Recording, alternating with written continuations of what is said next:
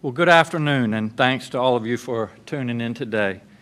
We're going to do today's briefing just a little bit differently because the situation around the country is really serious, and that's true here in Virginia as well. I want you to know that I do see reasons for optimism ahead, and we're going to talk about that in just a bit. But first, we need to start with some hard realities. The case numbers in Virginia are still better than most of the rest of the country, but they're not good anywhere, even here in Virginia. Case numbers have been rising for weeks. They're now at record high levels. They're higher now than they ever have been during this entire pandemic. Virginia is now seeing 4,000 new COVID-19 cases per day on average.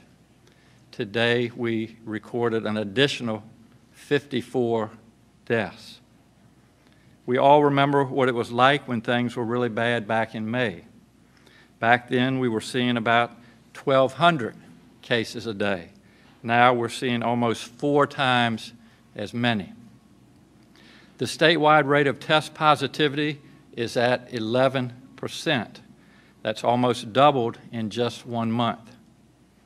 All health regions report a positivity rate over 5%, and hospitalizations have increased statewide by more than 80% in just the last 4 weeks. In many parts of the country, intensive care units are at capacity. There are no more ICU beds. Mercifully, that's not the case in most of Virginia, and that's a good thing.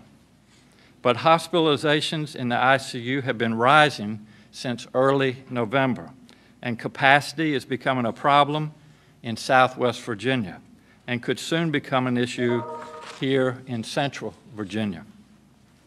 In most Virginia hospitals, the biggest problem right now is staffing.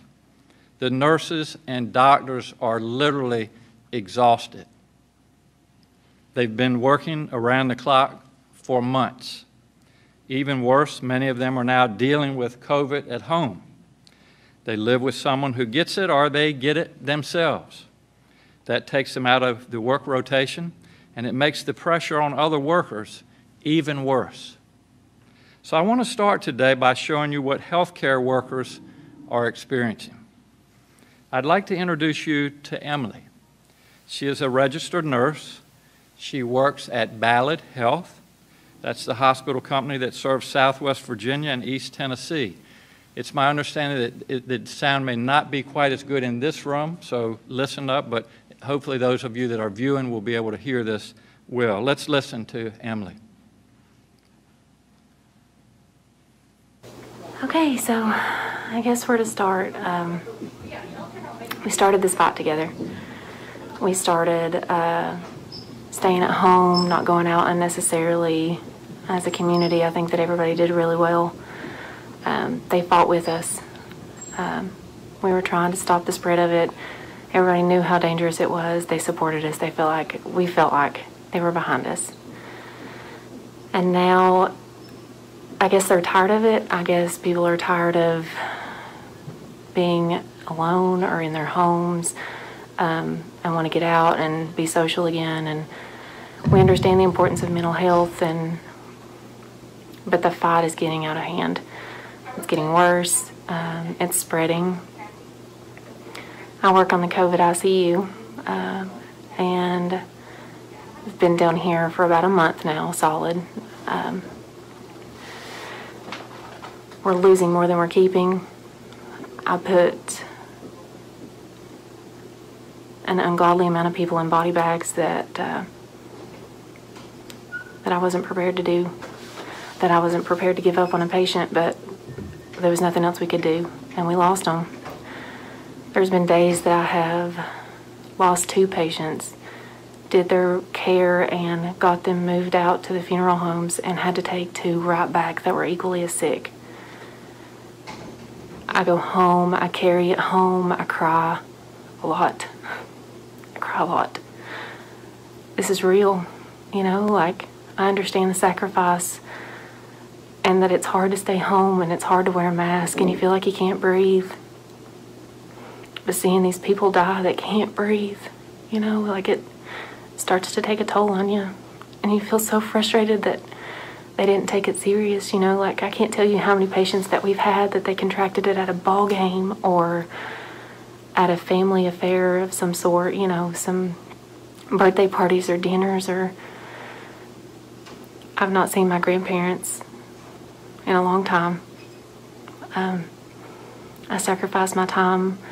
I give it here, and I don't get to be with them at home or around a Thanksgiving table. I'm giving these patients my all. I've sat with them. I've held their hand as they died because family couldn't be here. And it starts to hurt. And if you could just stop one case by wearing a mask or staying home when you didn't have to go out, it would help us so much. Just one case. If everybody did that for one person, I think we could stop this. Thank Emily for sharing her experiences with us. And I did want to repeat her last words for those of you that may not have heard them, but they're powerful words. I'd quote, "If you could stop just one case by wearing a mask or staying home when you didn't have to go out, it would help us so much. If everybody did that for one person, I think we could stop this," end of quote. And you know, Emily is right. We need to do what she's asking. So here are our next steps in Virginia. Starting at 12:01 a.m. Monday morning, Virginia will go into a modified stay-at-home order. Every day starting at midnight and lasting through 5 a.m., unless you are commuting to or from work, you are asked to stay at home.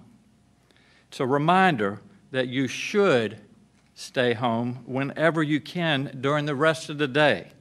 But from midnight to 5 a.m., you need to stay home. If you don't need to go out, go home. This is just plain common sense. That's the first way we're going to respond to Emily. You heard the other thing that she asked for, and that was to wear a mask. So the new rules will be clear. If you're indoors and you're around other people, you need to wear a mask. If you're outdoors and you can't stay 6 feet apart, you need to wear a mask. When you're at work, wear a mask. When you're watching your kid play soccer, wear a mask. That's really simple, and we can all do that. So please, wear a mask. That's the second thing we're going to do for Emily and the nurses like her. Then we need to limit social gatherings to no more than 10 people. It was 25 before Thanksgiving, but cases went up, so we have taken that action. The virus we know spreads when people are around each other in groups. When groups are smaller, it spreads less. That's one more reason why it's important to stay home. If you don't need to be out, we ask you to stay home. So I want to be clear, Virginia has significant limits on capacity in restaurants already, and these will remain. Bars are closed, no alcohol sales after 10 p.m. There must be at least 6 feet between tables. Wear a mask if you're not eating, and everyone who works in a restaurant must wear a mask, whether it be waiters up front or cooks in the kitchen. Everyone must wear a mask. These new measures will start at 12:01 a.m. on Monday morning. They will be temporary, at least for now. They will remain in effect through January the 31st and certainly not forever. But I want everyone to understand this up front. We don't want to extend this, but we may have to. It all depends on what the virus is doing next month, and that depends on what you do right now. If the virus starts to come under control, we may be able to loosen up. But if not, we may have to take further action. In the meantime, we are stepping up enforcement. Here's where I'm so proud of Virginians. The vast majority of people and businesses are doing the right thing. You're looking out for one another and doing the hard work that matters, staying home and wearing a mask when you need to go out. But not everyone. ABC and the health department do most of our enforcement, together with the Department of Labor and Industry and the Agriculture Department. They have completed more than 200 visits just since the current rules took effect less than a month ago. They are seeing compliance rates of about 90%, and that's really good news. And I appreciate everyone working hard to do the right thing. But not everyone is doing the right thing, and that's really too bad for Virginia. Some people and some businesses are literally being selfish. By not doing the right thing, they're making things harder for you and for everyone across Virginia. We received the most complaints about people not wearing masks in businesses, mostly restaurants, brick-and-mortar facilities, the grocery store, and convenience stores. So far, our safety teams have issued 181 enforcement letters for violations. These are actions against people who couldn't be bothered to do the same simple things that everyone else is working hard to do, and that is to wear a mask, stay home, avoid crowds, the things that Emily asked us to do. I'll give you a few examples. In Petersburg, the health district obtained a warrant for a Class 1 misdemeanor against a restaurant owner just a few days before Thanksgiving. They suspended the restaurant's operating permit because people were at the bar, there was no social distancing, employees and patrons were not wearing masks, and the restaurant was over occupancy limits. So they got shut down. At least 4 other restaurants have lost their permits recently, just in the Richmond area alone. You'll recall that we stepped up enforcement in Hampton Roads after cases soared there over the summer, and several restaurants there also lost their licenses. So I can't understand why anyone wants to flaunt these rules, because they make such a big impact, and they are really easy. Stay home. If you need to go out, wear a mask. That's it. But a handful of people still need to get the message that this is serious, so enforcement will continue and enforcement will be stepped up. Now, I want everyone to understand this is not about getting people in trouble. This is about doing the right thing. Stay home whenever you can, wear a mask when you have to go out. If you can telework, you need to do that. We have a telework policy in place for our state workforce. Virginia state employees are not traveling out of the state for work right now, and that will continue. Again, this message is clear. If you can work from home, please do it. If you don't need to go out, please stay at home. I know that parents everywhere are worried. You want to know what this means for your child's school.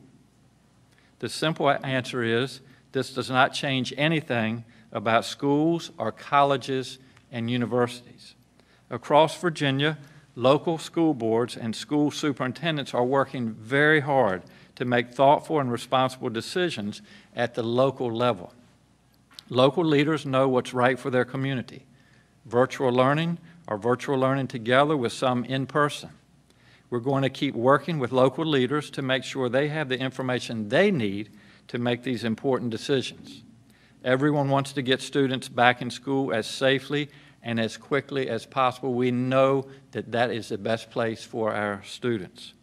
Parents and students are also worried about recreational sports. The measures we're announcing today include limits on spectators for recreational sports, 25 people per field for indoor sports, and 2 guests per player for outdoor sports. I'll repeat that, 25 people per field for indoor sports, and 2 guests per player for outdoor sports. I know that watching your child play a sport that they love is an important experience. Pam and I have had that same experience, but I would encourage schools to consider creative ways of allowing spectators streaming games online, for example. Schools should also consider moving sports outside if they can. Just because school basketball is typically played indoors doesn't mean that it has to be. So we're considering ways to get our teachers vaccinated, because that's an important step in getting schools back to in-person learning quickly. We're also working with education leaders on ways to help students catch up, because we know these few months have been very, very hard. Now I'd like to take a moment to talk about our faith communities. This is a holy time for multiple faith traditions. Tonight, as a matter of fact, is the first night of Hanukkah. Christmas is 2 weeks away.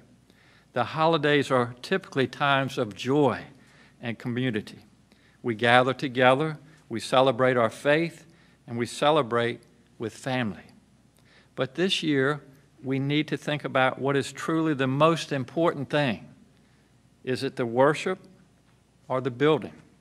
For me, God is wherever you are.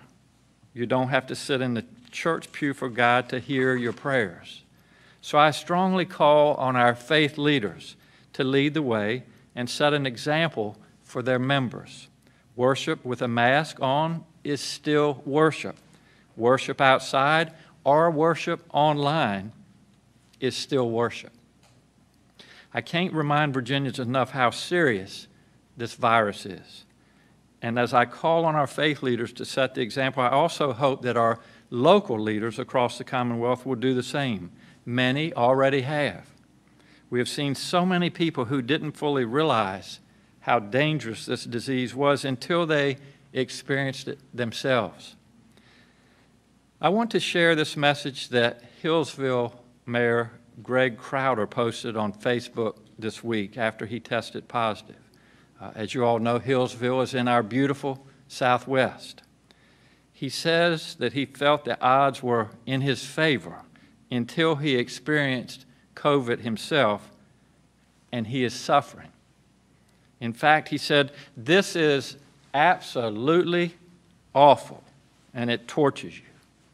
That's his quote. I want to read more of Mayor Crowder's words because I think it's important for people to hear how serious this is, even for someone who has not and hopefully will not need to be hospitalized. Quote, "I had bragged about how I hadn't let this virus change my life. Well, I can tell you it has now. I never could imagine how bad a muscle or joints could hurt. I've run a fever for so long I can't turn my neck. I can barely walk from the sheer pain. I can't get comfortable. I sleep 30 minutes at a time. I'm sharing this so maybe someone with the mindset I had will give the virus the respect it deserves, not to fear it, but respect it. Wear your mask when out. Wash your hands every chance you get." Hillsville is in the Mount Rogers Health District in Southwest Virginia, in a region that has seen a large surge in COVID cases. Again, I want to thank the mayor for sharing his experience with the rest of Virginia. I also want to send Mayor Crowder my best wishes, and I very much hope that he gets well soon. And for everyone else, please, please listen to his advice. So wear your mask, wash your hands. You do not want this virus. Now, I do want to talk about positive news, and that's the vaccination. The Pfizer vaccine is already being deployed in the UK, as you all have heard. And today, the FDA is meeting to take action on the Pfizer vaccine here in the United States. If approved, we can expect vaccinations to begin in Virginia within 24 to 48 hours, just as soon as this weekend, possibly. Again, this is very hopeful news. These vaccines are created by the world's best scientists, and getting ourselves vaccinated is the only way to end this pandemic. It will be the light of a very long and dark tunnel. My family and I fully intend to get vaccinated, and I hope every Virginian will do the same.